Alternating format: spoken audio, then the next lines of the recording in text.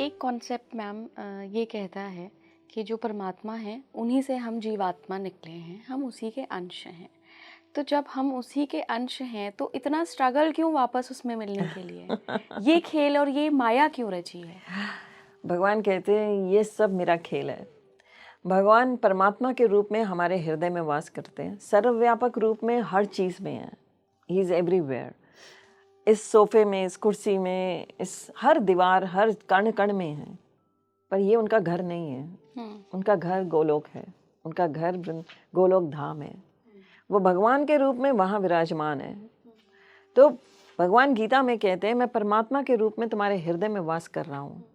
और फिर कहते हैं मामे वंशो जीवलोका जीवभूता सनातना। आपने जो कहा कि हम सब भगवान के अंश हैं, बिल्कुल राइट। कृष्णा सेज दैट तुम सब मेरे अंश हो, पर तुम सब दुख भोग रहे हो क्योंकि तुम सब बिछड़ गए हो मुझसे। तुम्हारा डिस्कनेक्शन हो गया है मुझसे। तुमने मनय षष्ठानि इंद्रानी प्रकृति स्थानी कर्षति। तुम मन को छठी इंद्रिय मानकर मन के पीछे भाग रहे हो, इसीलिए इस संसार में कष्ट भोग रहे हो। तुम सब मेरे अंश हो, तुम सब मुझसे बिछड़ गए हो। हम, ये देह है, इस देह का अंश ये हाथ है, ये लेग्स हैं, ये हाथ है, ये सर है, ये इस देह का अंश है। और इन सब अंश का क्या काम है? इस देह की सेवा करना। ये हाथ अगर इस देह को कुछ खिला ना पाए, तो ये काम ना कर पाए, तो ये हाथ बोझ है। तो इसीलिए भगवान के हम अंश हैं। तो हमारी ड्यूटी क्या है? उनकी सेवा करना। सिंपल। सो हमारी ड्यूटी है उनकी सेवा करना। सो जो उनकी सेवा करते हैं वो वापस कनेक्ट हो जाते हैं उनसे।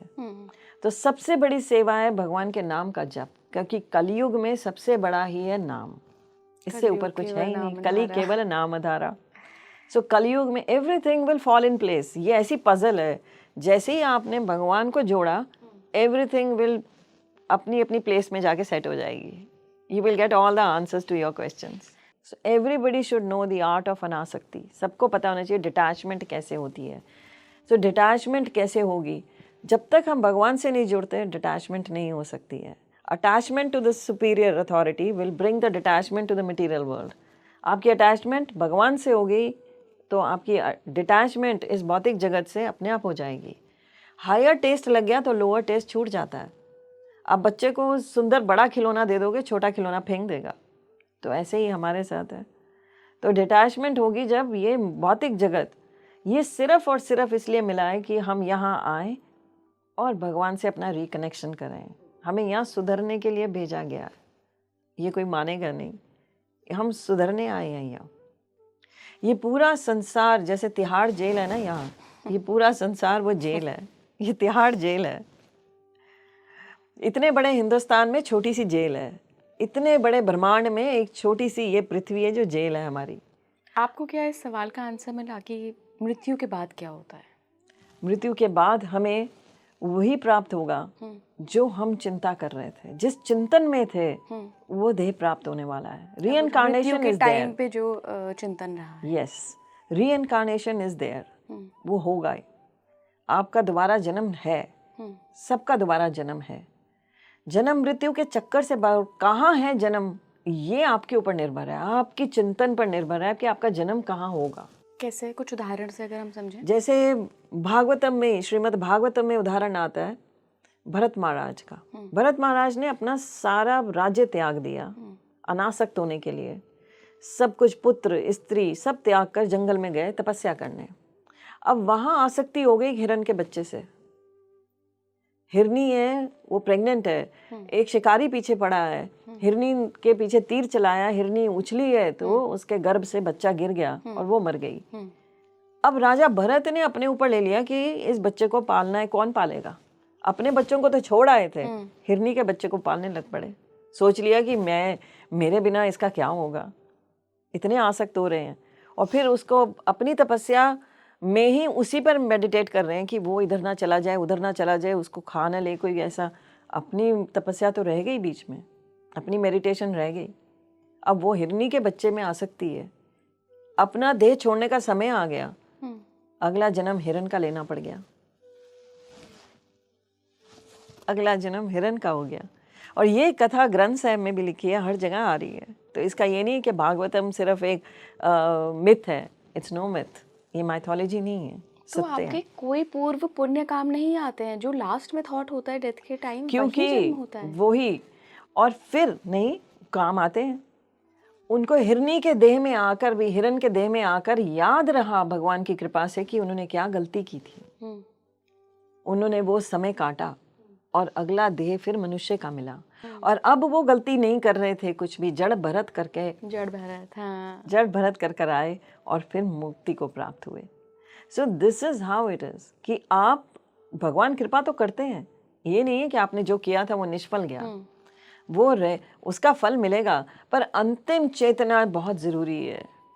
अंतिम क्षण की चेतना वही होती है जो आपने ड्यूरिंग द ईयर्स कर रहे थे, जो पहले किया था, और वो कुछ वर्ष आकर भूल गए, तो वो अब गैप तो फिल होना था और ऐसा होना था। मैम अच्छा, हम आजकल देख रहे हैं, मैं तो सोशल मीडिया के माध्यम से ही देखती हूँ, सारे लोग लग्जरी के पीछे, महंगे महंगे बैग, शनाल, गुची, कोच, सबके नाम पता है यूथ को, बहुत मटेरियलिस्टिक लाइफ के पीछे जा रहे हैं। तो डेफिनेटली यहाँ तो कहीं ना कहीं वो पैसा, वो शोहरत, वो नाम चलता ही रहता है। तो जो ऐसे लोग होते हैं जो बहुत एम्बिशियस हैं, जो पैसा कमाना चाहते हैं, पैसे के पीछे ही अंधी दौड़ में भाग रहे हैं, क्या ऐसे लोगों का भी कुछ पर्टिकुलर जन्म होता है कि अगले जन्म में ये यही बनेंगे? अगर ये आप अपने शो पे दे दोगे तो पता नहीं लोग डर जाएंगे या क्या करेंगे। मैं सिर्फ शास्त्र संगत बात कर रही हूँ मैम। यस, मैं भी वही डिक्लेयर कर रही हूँ कि only the scriptures what they से। गुरबानी में क्लियरली आता है, जो ऐसी अंतिम क्षण में जिनकी चेतना अंतकाल में जैसी चेतना होती है वैसा देह प्राप्त होता है। ये भी हमने भागवतम से करा, ये ग्रंथ साहब में भी दिया है। क्योंकि मैं तो दोनों को सामने रखती हूँ तो मेरा फेथ और स्ट्रांग हो जाता है कि बिल्कुल I am on the right track. So अंतकाल जो सिमरे लक्ष्मी ऐसी चिंता में जो मरे, सर्प योनि वलवल अवतरे। गोविंद नाम न बीसरे मेरी बाई, गोविंद नाम न बीसरे। संत त्रिलोचन की भक्तों की कथा है, वहाँ भक्तों की वाणी है यहाँ।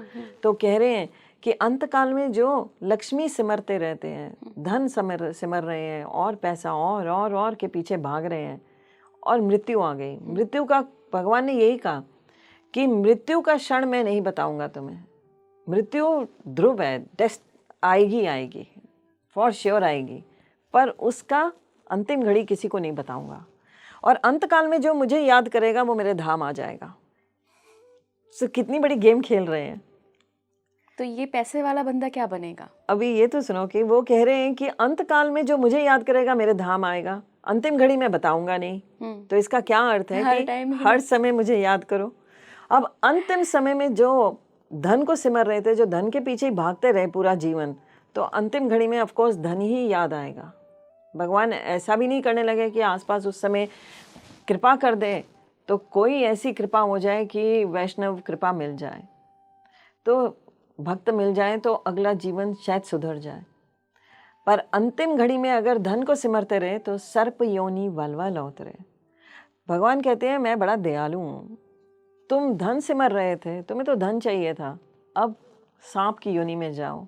और सांप तो खजानों में सांप ही होते हैं। हम हमेशा पढ़ते आए, सुनते आए। आज भी एक मंदिर है जहाँ पर अभी तक एक लॉक जो तहखाना नहीं खुला है, उसमें बहुत कहा जा रहा है बहुत ही खजाना पड़ा है। मेरे नानी घर में भी खजाने के पास पूरे सांप निकले थे। Oh Krishna, then it's real, you can understand. ये मैं बहुत ऑथेंटिकली बोल सकती हूँ क्योंकि सो दिस हैपेंस। सर्प योनि वलवल अवतरे। भगवान कहते हैं तुम धन मांग रहे थे, अब धन में ही रहो। तुम्हें तो धन चाहिए था, मैं तो चाहिए ही नहीं था, तो जो चाहिए था मैंने दे दिया। तो भगवान बड़े दयालु हैं, जो चाहिए वो दे देते हैं। He is so merciful.